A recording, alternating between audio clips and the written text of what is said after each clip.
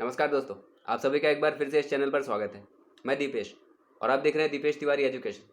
दोस्तों, पिछले कुछ समय से हम बात कर रहे थे नई शिक्षा नीति 2020 पर, जिस पर बहुत सारे लोग एक तो बहुत ज़्यादा टेंशन में हैं और एकदम से उनमें आत्मविश्वास की कमी देखने के लिए मिल रही है। साथ ही अफवाह बहुत सारे लोग जो है वो फैला रहे हैं सोशल मीडिया पे, यूट्यूब वगैरह पे भी। तो मैं आपसे ये कहना चाहता हूँ कि आप बिल्कुल परेशान मत होइए। जिस भी एग्ज़ाम की आप तैयारी कर रहे हैं वो अच्छी तरह से एग्ज़ाम की तैयारी करके एग्ज़ाम दे दीजिए। अभी कुछ भी नहीं होने वाला। जो भी अनुशंसाएँ हैं सरकार की वो 2030 तक लागू होनी है, जो नई शिक्षा नीति है। अभी 2-3 साल में कुछ नहीं होने वाला। ऊपर से अभी इसमें राजनीति चालू हो गई है। अच्छा, पता नहीं सारी चीज़ें इम्प्लीमेंट अच्छे से हो पाती हैं कि नहीं हो पाती हैं। तो अभी आप बेफिजूल में टेंशन लेंगे तो फिर एग्ज़ाम में आप अच्छी तरह से परफॉर्म नहीं कर पाएंगे। तो जिस भी एग्ज़ाम की आप तैयारी कर रहे हो, चाहे पुलिस की तैयारी कर रहे हो, जेल प्रहरी की कर रहे हो, दिल्ली पुलिस की कर रहे हो, या फिर MP TET, UP TET, C TET या कोई भी टेट एग्ज़ाम की आप तैयारी कर रहे हो, तो अच्छे से तैयारी अपनी जारी रखिए, अच्छे से एग्ज़ाम दीजिए। और उसके पहले ही ये सब इम्प्लीमेंट जो होने वाला है उसके पहले ही कोशिश कीजिए कि आपकी जॉब लग जाए आपकी। और उसके बाद तो बहुत सारी संभावनाएं हैं। सरकार जो भी नियम ला रही है वो बेहतरी के लिए ला रही है, समाज में सब लोगों का भला होगा।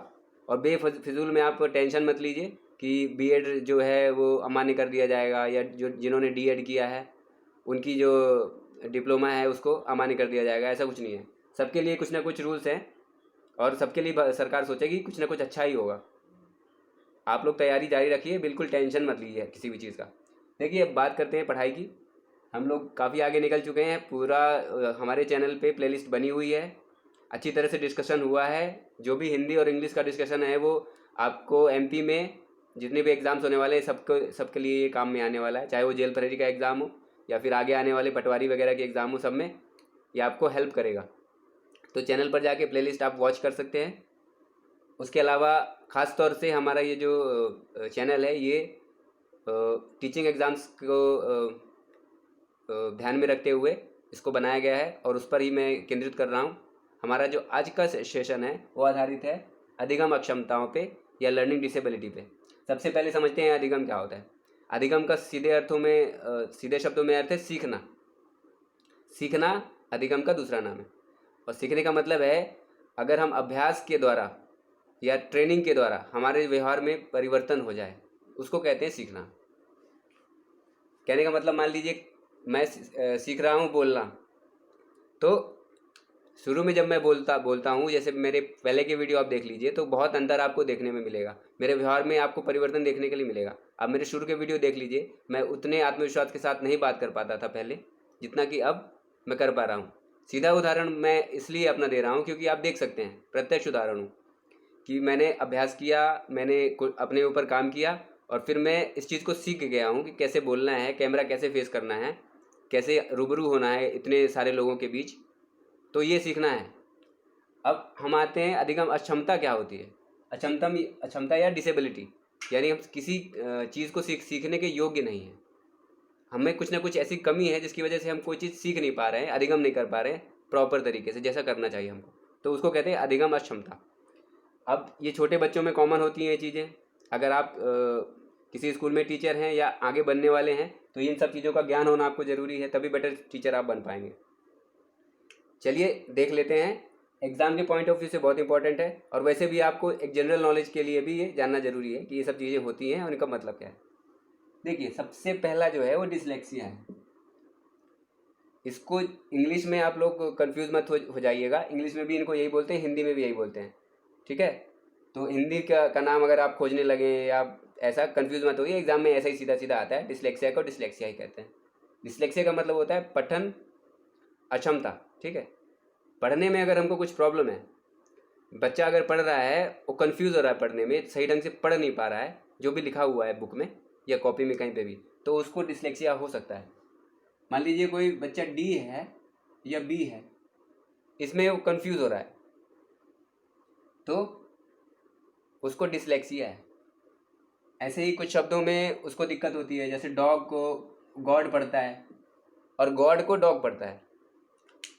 तो जिसमें भी डिसलेक्सिया होता है उसमें ऐसे लक्षण पाए जाते हैं। तो ये एज अ टीचर आपको पहचान करनी है कि डिसलेक्सिया है इस किसी बच्चे को, इसलिए वो ऐसा उसको पढ़ने में परेशानी हो रही है, एकदम से आप बच्चे को डांटने मत लग जाइए, उस पर आप फोकस कीजिए, देखिए उसको, जाकर उसके पास जाकर देखिए कि बच्चा ठीक से पढ़ पा रहा है, तो सही ढंग से पढ़ क्यों नहीं पा रहा है, क्या दिक्कत है उसको, ये फाइंड आउट कीजिए।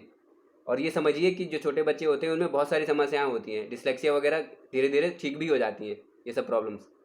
तारे ज़मीन पर एक मूवी बनी थी, वो पूरी तरह से इस पे आधारित थी। जो उसके बाल कलाकार थे, ईशान खट्टर शायद उनका नाम है, तो ईशान नाम था उनका, छोटे बच्चे का, उसको डिसलेक्सिया था।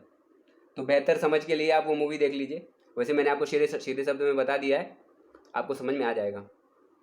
इसके बाद आता है अफेजिया। अफेजिया मतलब होता है संप्रेषण अधिगम जो है अक्षमता। संप्रेषण मतलब हम संप्रेषण सही से नहीं कर पाएँ, अपनी बात किसी को समझा नहीं सकें ढंग से, सही शब्दों का उपयोग ना कर सके, बोलने में कुछ गड़बड़ी हो, बात बात पे हकलाने लगना, बोलते बोलते रुक जाना, आवाज़ का ऊंचा नीचा हो जाना, ये सब जो चीज़ें हैं ये अफेजिया के अंतर्गत आती हैं। ठीक है।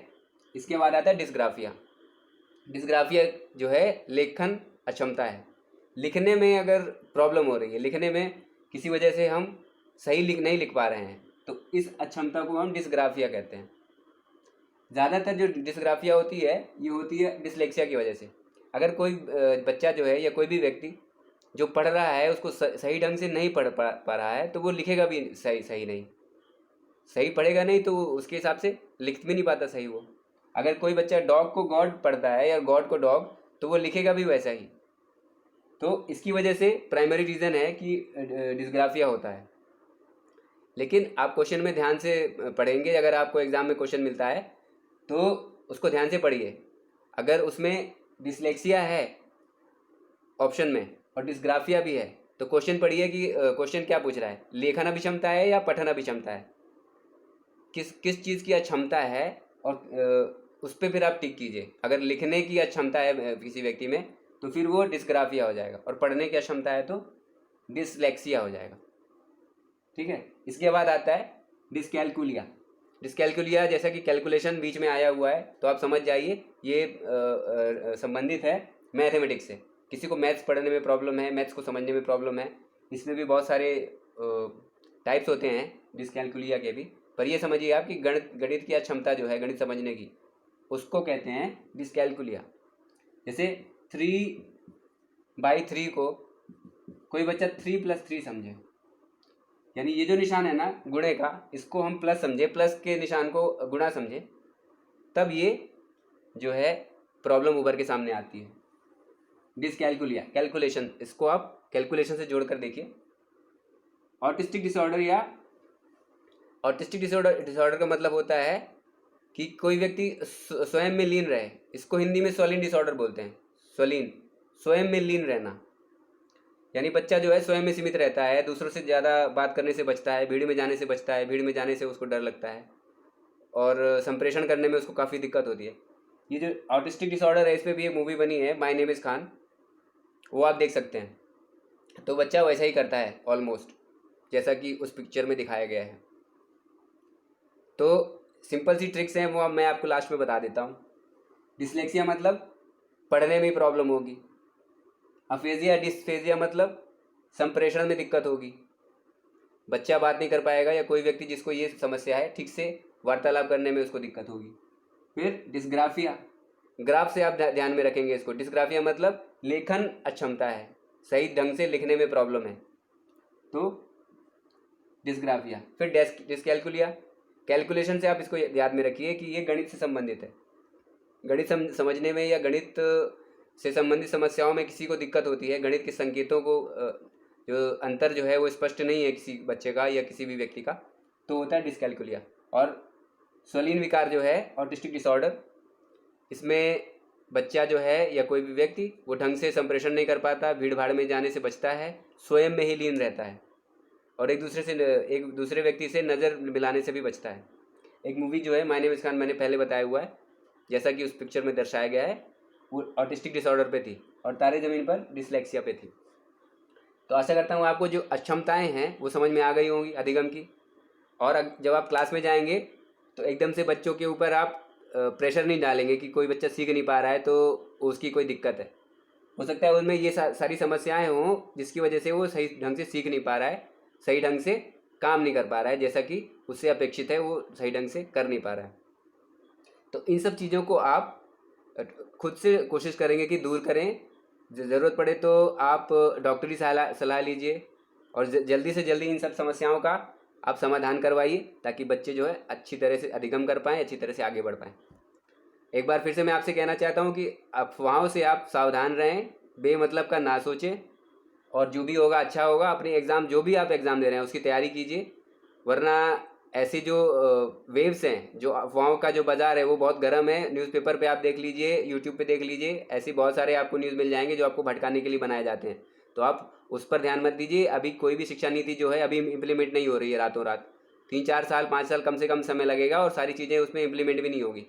जो भी एग्ज़ाम की आप तैयारी कर रहे हैं अच्छी तरह से तैयारी कीजिए और अपनी जॉब सिक्योर कीजिए। आशा करता हूँ कि मेरी बातें आपको अच्छी तरह समझ में आ गई हों, और अगर आपको वीडियो पसंद आया तो लाइक ज़रूर कीजिए, चैनल को सब्सक्राइब कर लीजिए, और जो भी आपके सगे संबंधी हैं जो भी तैयारी कर रहे हैं उनको आप शेयर कीजिए और मुझे कमेंट ज़रूर कीजिए। मिलता हूँ आपसे अगले ही वीडियो में किसी अच्छी और नई जानकारी के साथ। तब तक के लिए आप सभी का धन्यवाद।